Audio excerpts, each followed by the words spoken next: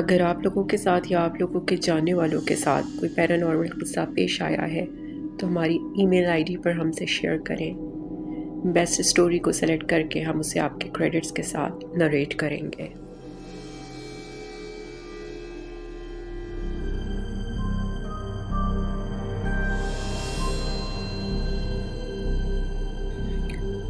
رات کے تقریباً 3 بجے کا وقت ہوگا جب میری آنکھ اس احساس سے کھلی کہ کوئی میری ایک ٹانگ پکڑ کر زور سے کھینچ رہا ہے۔ میں اس کی گرفت اپنے ٹخنوں کے قریب محسوس کر رہا تھا۔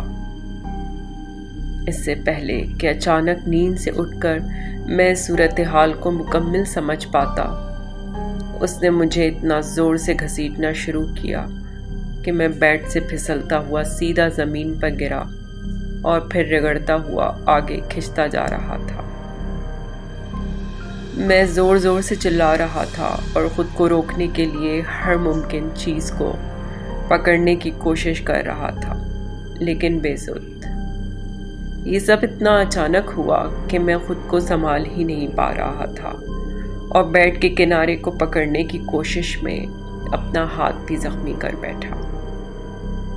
مجھے پیر سے پکڑ کر مسلسل کھینچا جا رہا تھا اور میں زیرو بلب کی اس مدھم روشنی اور نیند کی گولیوں کے زیر اثر سمجھنے سے قاصر تھا کہ مجھے کھینچنے والا یہ وجود دراصل کیا ہے اور کون ہے۔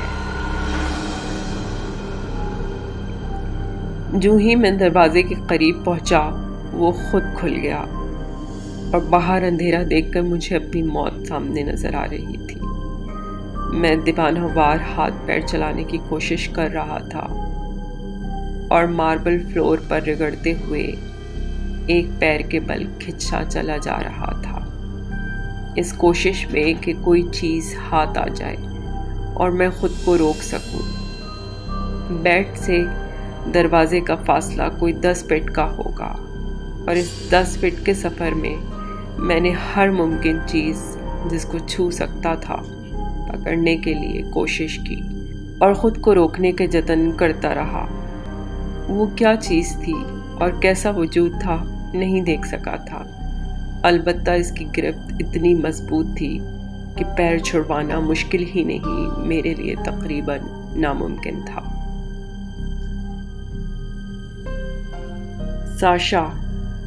ساشا، میں مسلسل چیخ رہا تھا، لیکن وہ ان سب باتوں سے بے خبر مزے سے سو رہی تھی۔ میری آواز اتنی تیز تھی اور خوفناک ہوتی جا رہی تھی کہ شاید اگر آس پڑوس کے گھر اتنے بڑے اور لوگ پڑوسیوں سے بے خبر رہنے والے نہ ہوتے تو شاید کئی لوگ سن کے آ جاتے۔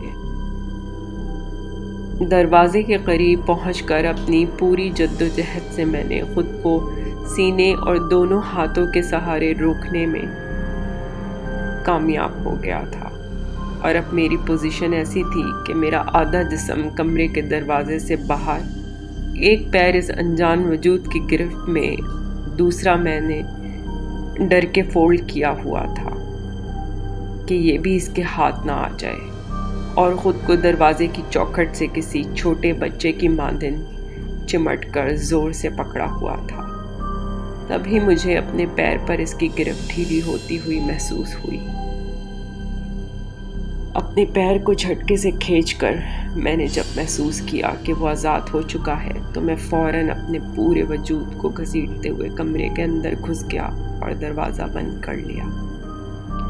میرے اتنی زور سے چلانے پر بھی ساشا اور ہمنا بے سود پڑے سو رہے تھے۔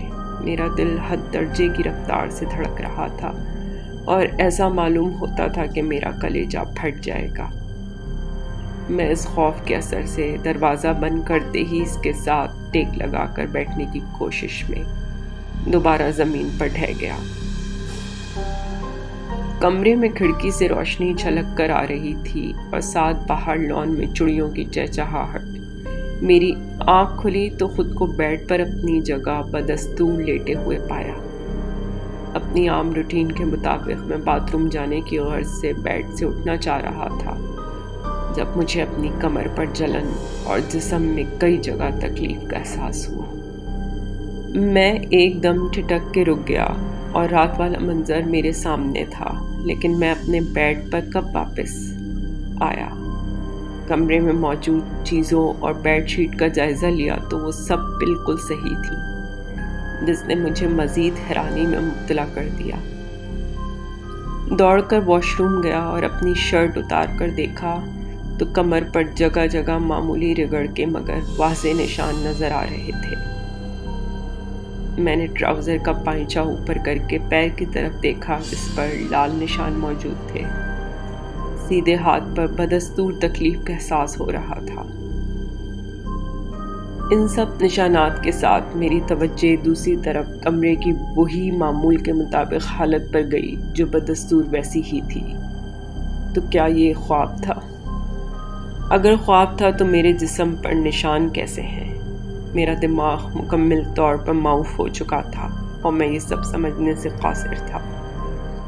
نہ جانے کتنی دیر تک میں خود کو شیشے میں دیکھتا رہا اور ان سب چیزوں کے بارے میں سوچتا رہا۔ آمش، ساشا کی آواز پر میں چونکا اور اپنے خیالوں سے باہر آیا۔ ہاں ساشا، کیا ہوا؟ میں نے اندر سے ہی پوچھا۔ کیا ہو گیا آپ کو؟ اتنی دیر واش روم میں، پچھلے 20 منٹ سے ویٹ کر رہی ہوں، اور آپ اس سے بھی پہلے گئے ہوئے ہیں۔ ساشا کی آواز آئی، جس پر میں چونک گیا اور فٹافٹ اپنی شرٹ پہن کر باہر نکلا۔ ساشا کو اب تک میں نے ان تمام باتوں سے لا علم رکھا ہوا تھا جو میرے ساتھ پچھلے کچھ دنوں سے پیش آ رہی تھیں۔ البتہ گھر میں کچھ غیر معمولی چیزیں سبھی محسوس کر رہے تھے، جیسے کچن سے برتن کا غائب ہو جانا اور بعد میں واپس اپنی پرانی جگہ سے ملنا، الماری اور میز پر رکھی چیزوں کا نیچے گر جانا یا جگہ تبدیل کر لینا۔ یہ سب چیزیں کسی کی نظروں کے سامنے نہیں ہوئی تھیں، لیکن جو آج میرے ساتھ ہوا وہ ناقابل یقین اور بیان تھا۔ یہ خوبصورت اور خوش و خرم گھرانہ ہم 3 لوگوں پر مشتمل تھا۔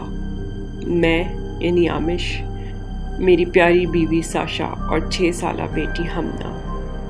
اپنی اس فیملی کو میں نے ایش یعنی ASH آمش ساشا ہمنا کا نام دیا ہوا تھا۔ زندگی کی ہر ممکن آسائش میرے پاس موجود تھی، اور یہ زندگی بدستور ایسے ہی خوشیوں سے بھرا ٹوکرا لیے میں اپنی چھوٹی سی فیملی کے ساتھ چل رہا تھا۔ میرا گھر شہر سے کچھ دور ایک پرسکون رہائشی علاقے میں تھا، جہاں زیادہ تر حکومتی افسران اور گورنمنٹ سے تعلق رکھنے والے افراد مقیم تھے۔ رات 2:30 بجے کا وقت تھا جب میں ایک دوست کے گھر شادی کی فنکشن سے واپس آ رہا تھا کہ ایک سنسان سی سڑک پر گاڑی کے سامنے اچانک ایک عورت بچی کا ہاتھ پکڑ کر روڈ کراس کرتی نظر آئی۔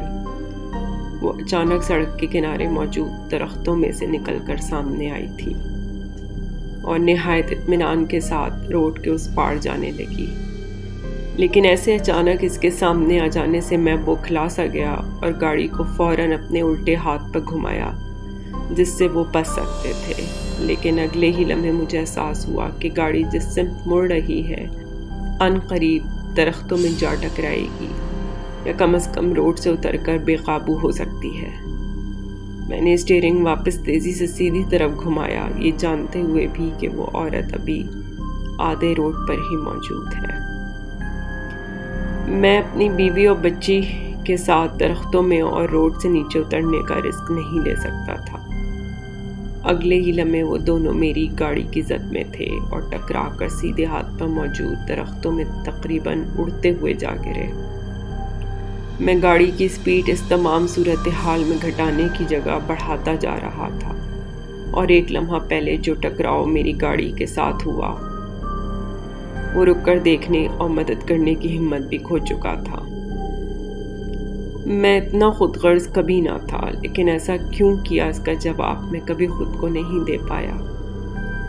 یہ سب اتنا اچانک ہوا کہ اس لڑکی جو کہ ایک جھلک دیکھنے سے مجھے کوئی 28-29 سال کی معلوم ہوتی تھی، اور بچی جس کی عمر 7 یا 8 سال سے زیادہ نہیں ہوگی، کو میں بچانے کی کوئی تدبیر نہیں کر پایا۔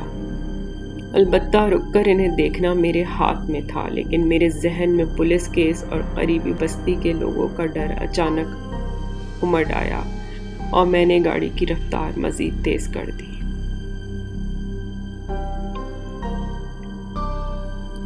کیا ہوا آمیش؟ یہ کیسا جھٹکا لگا تھا؟ ساشا نے ہڑبڑا کر اٹھتے ہوئے پوچھا، جو گاڑی کی ٹکر سے جاگ گئی تھی لیکن وہ منظر دیکھ نہیں پائی تھی۔ ہمنا بدستور اس کی گود میں نیند دراز ہو کر لیٹی ہوئی سو رہی تھی۔ اس کے سوال پر میں نے حیرانگی سے اس کی طرف دیکھا، جیسے اس سے پوچھ رہا ہوں کہ تم نے نہیں دیکھا کیا ہوا؟ وہ بدستور حیرت سے میری طرف دیکھ رہی تھی اور میری پریشانی بھاپ گئی تھی۔ آمش، کیا ہوا تھا؟ اچانک کوئی جھٹکا لگا تھا؟ گاڑی کو کچھ ٹکرایا ہے؟ اس کی متلاشی نظریں بیک مرر، سائیڈ مرر سے پیچھے روڈ کا جائزہ لینے کی کوشش کر رہی تھیں، لیکن جو چیز روڈ پر آئی تھی اسے تو میں نے گاڑی کی ٹکر سے دور اڑا کر پھینک دیا تھا۔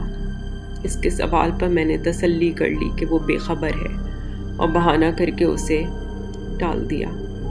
کچھ نہیں یار، یہاں یہ بستی کے لوگ پتہ نہیں کیا کیا ڈال دیتے ہیں روڈ پر۔ اچانک ایک ڈرم ٹائپ کی کوئی چیز آ گئی تھی سامنے، اس سے ٹکرائی ہے گاڑی تھوڑی سی۔ میں نے بمشکل الفاظ جمع کر کے بات بنائی اور ہمنا کی طرف دیکھا جو اب بھی سو رہی تھی۔ سو جاؤ ساشا تم بھی، میں نے جھوٹی مسکراہٹ سجا کے خود کو نارمل ظاہر کرنے کی کوشش کی اور ساشا کے بالوں میں انگلی دوڑا کے اسے سونے کا کہا۔ سڑک پر بدستور سناٹا اور اندھیرا تھا، ایسے میں صرف وہ چیزیں نظر آ رہی تھیں جن پر میری گاڑی کی لائٹ پڑ رہی تھی۔ مجھے ہر لمحے محسوس ہو رہا تھا کہ اب کوئی اچانک سامنے آ جائے گا۔ دل بری طرح دھڑک رہا تھا، جیسے ابھی نکل کر باہر آ جائے گا، اور گاڑی چلانا مشکل ہو رہا تھا۔ میں ساشا کے سامنے خود کو پریشان ظاہر نہیں کرنا چاہتا تھا، اس لیے بات شروع کی۔ وہ اب تک مجھے ہی دیکھ رہی تھی، جیسے میرے جواب سے مطمئن نہ ہوئی ہو۔ یار آج بہت مزہ آیا، لیکن بہت دیر ہو گئی۔ میں نے اپنا آسان بحال کرتے ہوئے بات شروع کی۔ جی، اور میں تو شکر کر رہی ہوں کہ یہ فنکشنز ختم ہو گئے۔ روزانہ دیر ہو جاتی ہے اور ہمنا صبح اسکول کے لیے اٹھنے میں نخرے کرتی ہے۔ ساشا کے ساتھ باتوں کا یہ سلسلہ شروع ہوا اور کچھ دیر میں گاڑی ایک کشادہ اور پر رونق علاقے سے گزر رہی تھی، جہاں اکا دکا دکانیں اب بھی کھلی تھیں اور اس سنسان علاقے کے گزر جانے کا اطمینان بھی تھا۔ کچھ دیر میں ہم گھر پہنچ گئے تھے۔ وہ منظر میری آنکھوں میں بار بار آ رہا تھا اور میں اسے ذہن سے جھٹکنے کی ہر ممکن کوشش کر رہا تھا۔ بستر پر لیٹ کر میں تقریباً پوری رات کروٹیں بدلتا رہا، لیکن وہ چند لمحے میں بھلا نہیں پایا تھا۔ ساشا اور ہمنا کب کی سو چکی تھیں اور نیند میری آنکھوں سے کوسوں دور تھی۔ اس واقعے کو گزرے ایک ہفتہ گزر گیا تھا اور یہ بات میں نے کسی سے بھی شیئر نہیں کی تھی، یہاں تک کہ ساشا سے بھی نہیں۔ میں نہیں چاہتا تھا کہ وہ اس بات کو جان کر کسی پریشانی میں مبتلا ہو جائے یا مجھے وہاں جا کر دیکھنے اور ان لوگوں کو کوئی خبر لینے کا کہے۔ اپنے آنے جانے کے لیے میں نے متبادل راستہ اختیار کرنا شروع کر دیا تھا اور اس راستے کو دن یا رات کسی وقت بھی اختیار نہیں کر رہا تھا، حالانکہ وہ میرا مستقل راستہ تھا اور دوسرے راستے کے مقابل کافی شارٹ بھی تھا۔ اس رات کے بعد وہاں سے گزرنے کی میری ہمت نہیں ہوئی۔ ناشتے کی میز پر مجھے سوچوں میں گم دیکھ کر ساشا نے سوال کیا، کیا بات ہے، آپ کن خیالوں میں کھوئے ہوئے ہیں؟ وہ چائے کا گھونٹ پی رہی تھی۔ جب اس کی بات پر متوجہ ہو کر میں نے اس کی جانب دیکھا اور اپنی چائے کا خیال آیا۔ کپ اٹھا کر ایک گھونٹ بھرتے ہوئے میں نے ساشا کی آنکھوں میں جھانکتے ہوئے کہا، رات کو پتہ نہیں کہاں سے بہت شور کی آوازیں آ رہی تھیں۔ میں ساشا کی طرف جواب طلب نظروں سے دیکھ رہا تھا۔ اچھا، کس ٹائم؟ کیسے شور کی آوازیں؟ ساشا نے مکمل لا علمی کا اظہار کرتے ہوئے کہا۔ یہ میرے لیے ایک بہت ہی حیران کن بات تھی کہ وہ دونوں کیسے میری اتنی زوردار چیخوں سے بے خبر سو سکتے ہیں۔ یہی کوئی شاید رات کے 2 یا 3 بجے ہوں گے، کہیں سے بہت زور سے چلانے کی آوازیں آ رہی تھیں۔ پھر آپ نے نہیں دیکھا کہ کہاں سے آ رہی تھیں اور کس کی تھیں؟ ساشا نے تجسس سے دریافت کیا، جس پر میں جھجک کر رہ گیا۔ کیا واقعی ان لوگوں نے وہ آوازیں نہیں سنی ہیں؟ میں نے خود سے پوچھا۔ پتہ نہیں کہاں سے آ رہی تھیں، شاید آس پڑوس سے آ رہی ہوں گی کہہ کر میں چائے میں مصروف ہو گیا۔ موقع ملنے پر میں نے ہمنا سے الگ سے پوچھا، لیکن وہ بھی اس بات سے بے خبر تھی۔ مجھے پورا یقین ہو گیا کہ انہیں اس بات کا علم نہیں ہے۔ پھر یہ نشان کیسے آ گئے اگر وہ میرا خواب تھا؟ دوپہر میں ایک بار پھر میں نے شرٹ اتار کر اپنی کمر پر وہ نشان چیک کیے۔ ساتھ ہی ہاتھ میں تکلیف جاری تھی جو بیٹ پکڑنے کی کوشش میں رگڑ لگنے سے ہو رہی تھی۔ البتہ پیر پر موجود وہ نشان قدرے ہلکا ہو گیا تھا، تقریباً مٹ جانے کے، جس پر مجھے حیرانگی تھی۔ میں تکلیف اور پریشانی میں دوسری کئی راتیں ٹھیک سے نہیں سو سکا اور راتوں کو اٹھ اٹھ کر ڈر کے مارے بیٹھ جایا کرتا تھا۔ بیوی بچے کے چہرے پر وہی اطمینان تھا اور وہ میری اندرونی پریشانی سے بے خبر مزے سے تھے۔ رات کے تقریباً 3:30 بجے کا وقت تھا جب میری آنکھ سامنے موجود کھڑکی پر پڑی۔ چاند کی روشنی کمرے میں داخل ہو رہی تھی اور پردے دونوں جانب کھلے ہوئے تھے۔ عین کھڑکی کے اوپر والے حصے پر ایک ہاتھ، جو دیکھنے میں کسی چھوٹی بچی کا لگتا تھا، لٹک کر ایسے ہل رہا تھا جیسے چلتے ہوئے ہاتھوں میں خود ایک حرکت پیدا ہوتی ہے اور وہ آگے اور پیچھے ہوتا ہے۔ یہ منظر دیکھ کر میرا دل اچھل کر حلق تک آ گیا اور میں تقریباً چیخ اٹھا تھا، لیکن میری چیخ میرے حلق میں ہی گھٹ کر رہ گئی۔ جلد احساس ہو گیا کہ میں کسی بڑی مصیبت میں گرفتار ہو گیا ہوں۔ یہ دوسری بار رات کے وقت میں ایسے حالات کا سامنا کر رہا تھا۔ میرا پورا وجود تھر تھراہٹ کی زد میں آ گیا۔ میں بولنا چاہ کر بھی کچھ بول نہیں پا رہا تھا۔ آنکھیں اچھی طرح مل کر دوبارہ کھولی اور غور سے دیکھنے کی کوشش کی کہ شاید یہ میرا وہم ہو، لیکن وہ میری آنکھوں کا دھوکہ نہیں تھا۔ وہ ہاتھ کسی چھوٹی بچی کا معلوم ہو رہا تھا جو کلائیوں سے کچھ اوپر تک کا حصہ کھڑکی کے باہر لٹک رہا تھا، گویا کھڑکی کے عین اوپر ہاتھ کا بقیہ حصہ موجود ہو اور کچھ حصہ نیچے لٹکایا ہوا ہو۔ چند لمحوں میں ہی میں پوری طرح پسینے میں بھیگ چکا تھا اور وہ ہاتھ مسلسل اسی انداز میں ہل رہا تھا جیسے کوئی بچی چلتی جا رہی ہو اور اس کا ہاتھ ہل رہا ہو، یا پھر پینڈولم کی مانند۔ ہاتھ کی پشت کھڑکی کی طرف اس طور پر ظاہر تھی کہ چلنے والی کا رخ میرے دائیں جانب سامنے کی طرف ہو۔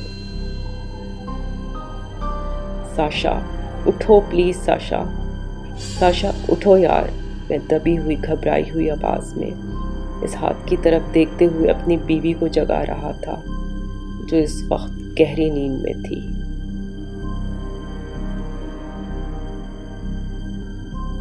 اگر آپ کو یہ سٹوری پسند آئی ہے تو پلیز لائک، سبسکرائب اور شیئر ضرور کریں اور مجھے کمنٹس میں بتائیں کہ آپ کو اس سٹوری میں کیا اچھا لگا اور کیا نہیں۔ آپ کی سپورٹ کا بہت بہت شکریہ۔